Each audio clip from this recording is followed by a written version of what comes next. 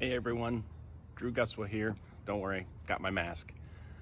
This is Sunday, August 9th, the morning of Sunday, August 9th, and this is our virtual tour of the Mill River. So we'll get started. I'm standing in front of our engineering building, Ford Hall. We're gonna walk through campus up to Paradise Pond, and then we'll follow the Mill River down and around, and I'll tell you all about it. All right, we'll get going.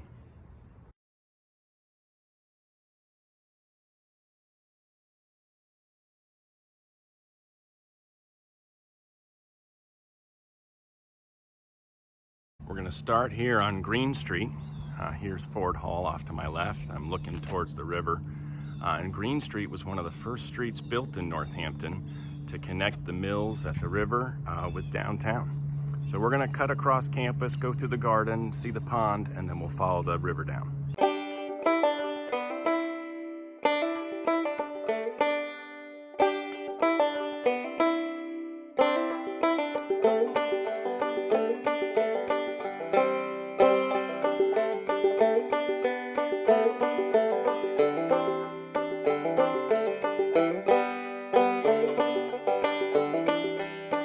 All right, for those who are wondering, this is the Clark Science Center. There's Burton Hall, Sabin Reed behind it. The skywalk over to McConnell, which is where you would have physics. Going all the way around here, this is Bass Hall. And then finishing with our new library, and still under construction, but should be done by the end of the year. All right, we'll keep going.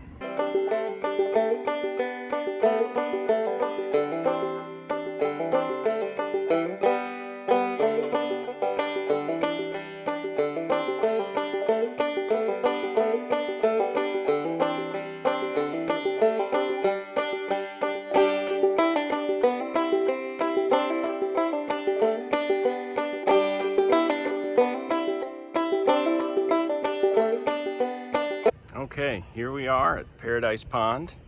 Off to my right, hidden behind the trees, that's the president's house. And if I look back across my left, we see the athletic fields. We can't see the spillway. You can just see a little bit of the Mont Bridge if you look carefully, but that's downstream that way. So here we are looking at the pond. The pond is created by damming up the Mill River, so it creates this backwater where you can see the water's very still. Today is particularly low flow, but it creates a pond, but it also creates the head difference needed to run the mills. And when we walk down, I'll point out where those mills were. But one of the challenges with having this slow-moving water in this pond is that as sand and sediment and silt flow are carried by the Mill River, carried downstream, and they enter this region of where the water's moving really slowly, the water is no longer able to carry all of that sediment, and so it settles out. And so slowly over time, the pond fills up and will eventually become, a marsh or a wet meadow, something like that. So periodically, the college needs to come in with equipment and dredge the pond to take the sediment out. And for years that was done, and the sediment was trucked off to the local landfill. The challenge for the college now is that that landfill has closed and there's nowhere to put the sediment. So for about the past decade, the sediment has just been coming into the pond and filling up. This island is getting bigger. You can see some of the grasses kind of spreading out from the edge of the island. And it's a real conundrum about what to do about the pond, how to keep it as a pond, and what to do with the sediment. All right, now we're gonna walk downstream and take a look at the spillway.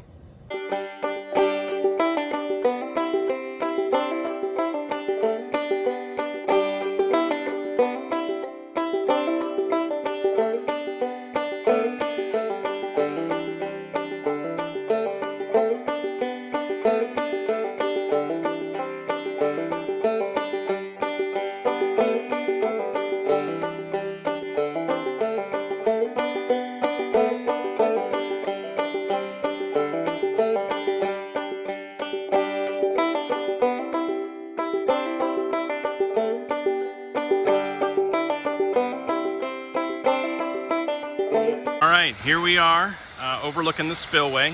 I'm standing just in front of Sage Hall. I hope I'm talking loud enough that you can hear me over the water. The flow today is pretty low. It's about 10 to 15 cubic feet per second, which is quite low, but not unusual for this time of year. And you can see the water spilling over the spillway. You can see a lot of debris and trash caught on the spillway there. But we're looking over not only to the spillway in the Mill River, but we're actually looking over the site of the Clement and Hawkes Manufacturing Company mill. So that was the mill built just after the Civil War. It really is just between us and that spillway is where the mill would have been.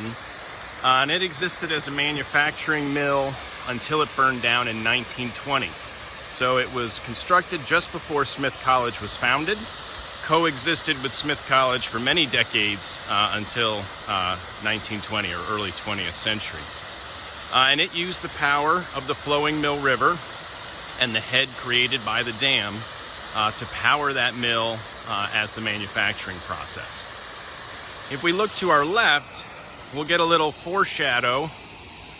What you can see here to your left, if you look carefully, this is a levee built by the U.S. Army Corps of Engineers in 1940 to help protect Northampton against flooding, really flooding coming up from the Connecticut River and backing up into the Mill River.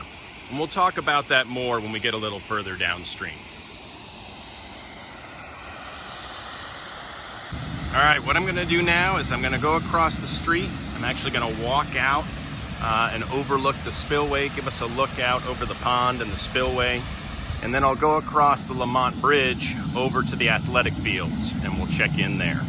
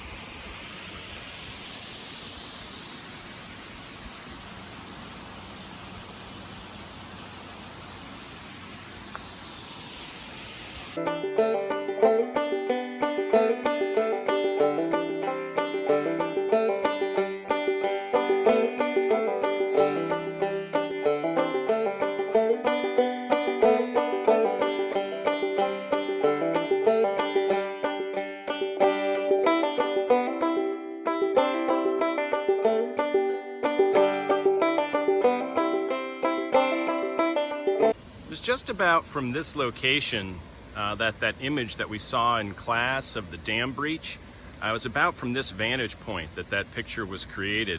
And it was just on the other side of the river that you saw the Clement and Hawkes mill building. So this gives you a sense that building was really just kind of right between the river and Sage Hall. And if you can picture the dam breach with the water kind of spilling out to the right, if this levee weren't here, spilling out and kind of inundating the fields off to our right. All right, we're gonna head downstream now, and I was gonna stop at the artificial turf field and talk about that for a minute.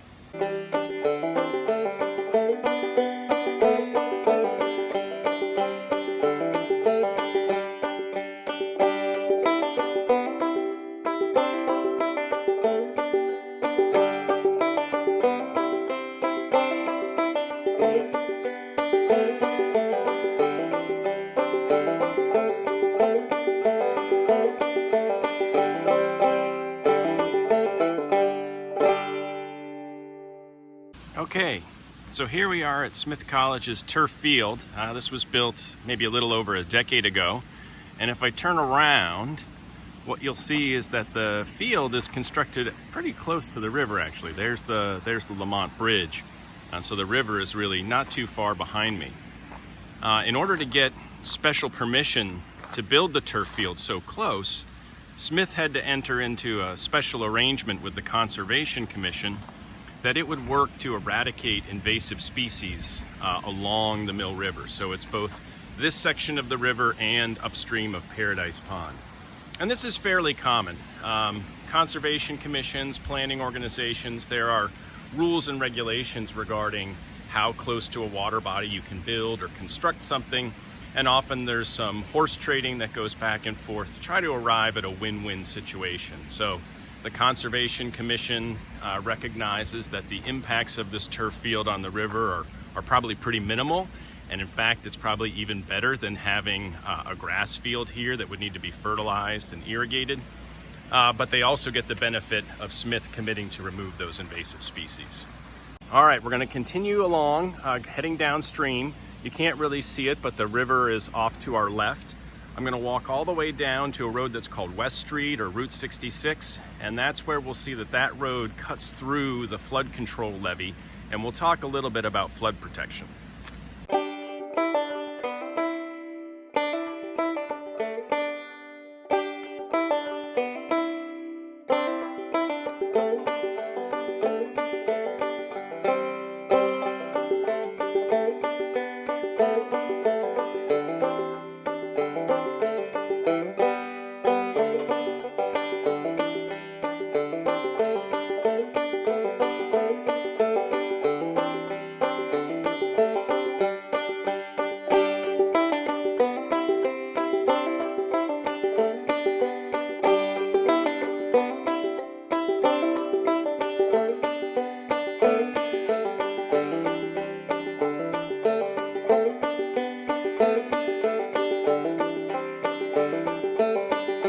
Route 66, this is facilities down here. I'm near the ITT and Ainsworth Gym and facilities management. The Mill River's behind me, and what we see on either side of this road are these big walls. If I look to my left, which is really kind of the Smith College main campus side, you can see that that's basically the wall is holding back this giant mound of earth, what we call a levee. And you can see on the water side, it's been covered in rock, which we call riprap. That's really to protect it from any erosion or wave action. On the right-hand side, we see a concrete wall, which is much narrower. So the idea here is that maybe you don't have as much real estate to build a levee, so you're going to make a concrete wall, which would be a bit more expensive to construct, but takes up a lot less space. So this flood wall and this levee, these were constructed by the United States Army Corps of Engineers in 1940 to protect Northampton and Smith College from the damage of a really large flood. And that would be the case if the Connecticut River got really full and the water backed up into its tributary channels like the Mill River and then started spilling into downtown or spilling into Smith College. So these walls are to keep that water held back. Now you may be wondering, well, how does that work if you've got this giant road going right through? How is that going to hold back anything? But that's really what, if I can point, what these slots are for on either side. That's a spot where a temporary wall can be dropped into place to protect the city and to protect the college against flooding.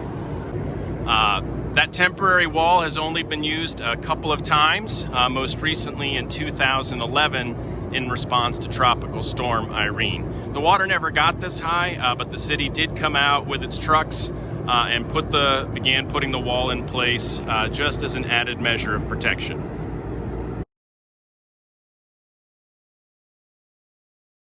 All right, as we look straight ahead, facilities management is on our right side. That building used to be called the Felt Building. There used to be a manufacturing company there that made felt hats. We're gonna walk around facilities management onto the bike path. And the bike path is gonna take us over the river, where we're gonna have a chance to see the spot where the Army Corps of Engineers built the levee that turns the Mill River away from downtown and sends it out towards the Oxbow. So they actually move the river away from downtown to prevent that flooding.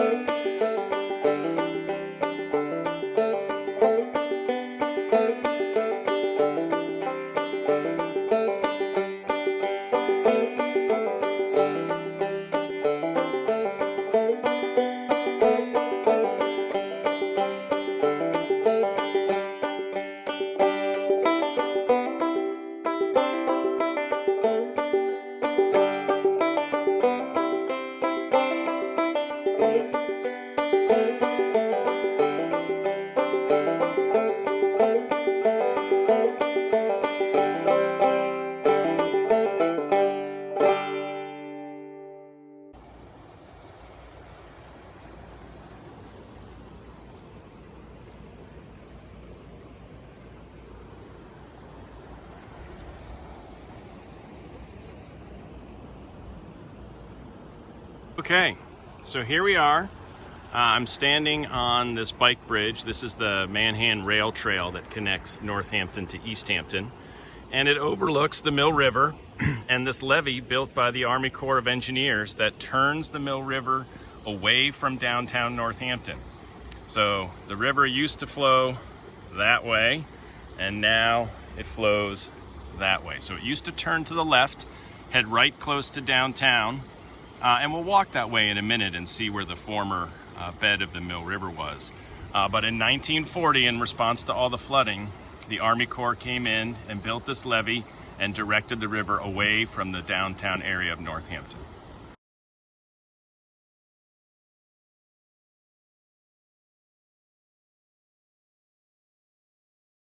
Okay, so we're now going to head into downtown, walking along the Manhan Rail Trail, which used to be the railroad, and it ran right along the edge of the Mill River. So as we're walking along this bike path, imagine the Mill River being just off to your right. And we'll pause in a couple of places to stop and take a look and see if we can imagine the river that used to be there.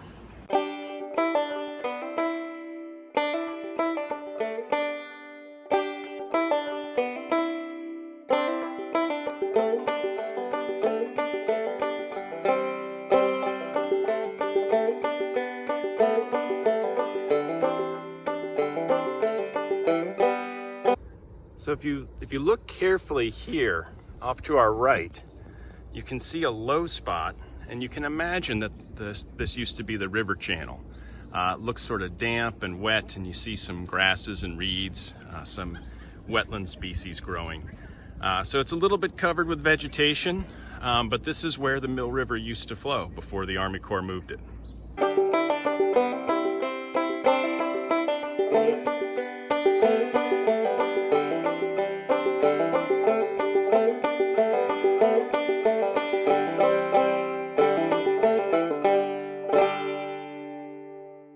We're standing now in front of Veterans Field.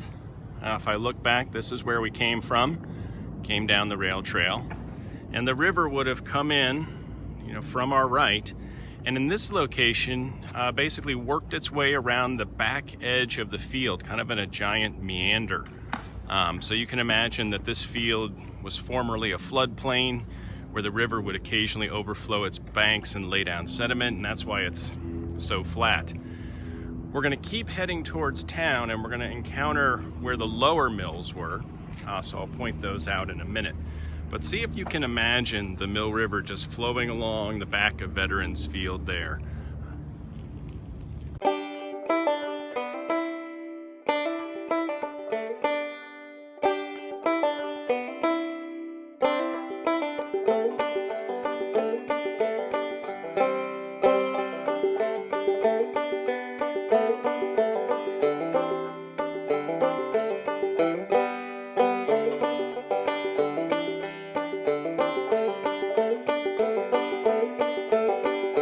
I realize it doesn't look like much today, but this would have been the location of the lower mills. So there would have been another dam basically backing up water onto Veterans Field, creating that head needed to run the lower mills.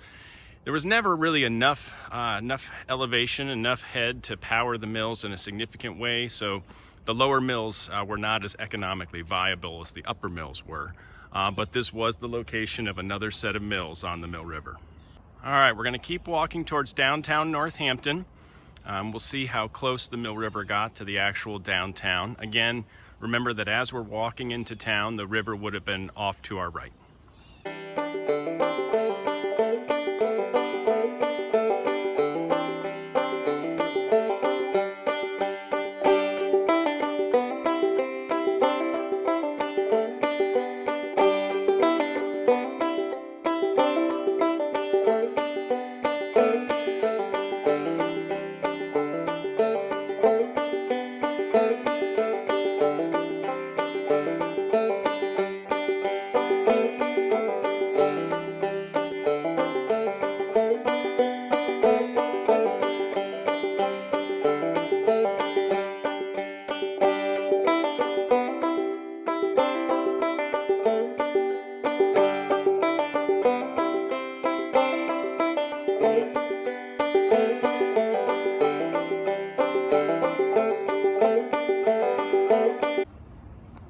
standing right now is basically 20 feet above where the Mill River used to be. We're standing basically on top of the old riverbed.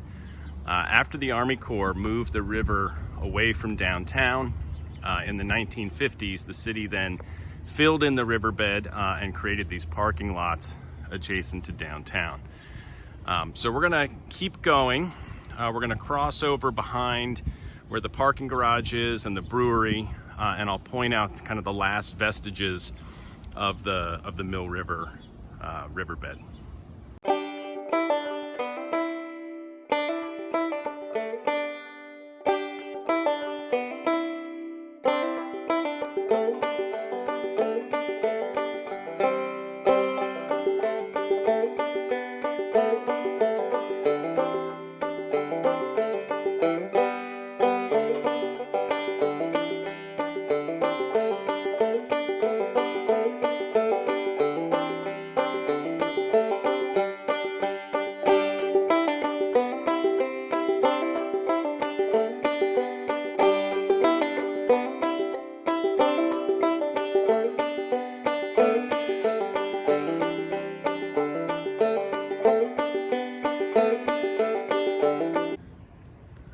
We're at the end of our journey today. You have to look carefully, but I think if you do, you can see the last vestiges of the Mill River riverbed, kind of through the trees there. Some glint of sunshine off of the pools of water that have collected in the low spots. But here we are at basically the back of downtown. Okay, so the parking garage is off in that direction. And this is where the river turns and would have gone out by the bowling alley, the Shell station, would have eventually gotten out to the Connecticut River that way. So that's the end of our tour. I really wish you had been able to come along with me, although it is pretty hot and humid and I'm kind of sweaty, so maybe the virtual tour worked out better this time around. But I hope that you enjoyed that virtual tour. I hope it made it a little bit more meaningful to understand the role of the Mill River and the history of Northampton. And I look forward to seeing you in class.